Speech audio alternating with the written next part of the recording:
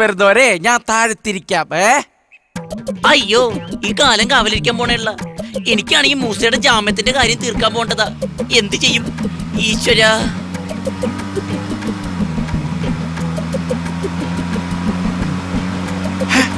ആ വണ്ടിയിൽ ഒരു ഏണി ഇരിപ്പുണ്ടല്ലോ.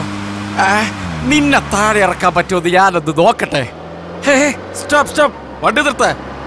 വണ്ടി നിർത്താൻ. എടേ, ഈ ഏണി ഒന്ന് കുറച്ചു നേരത്തേക്ക് വേണം.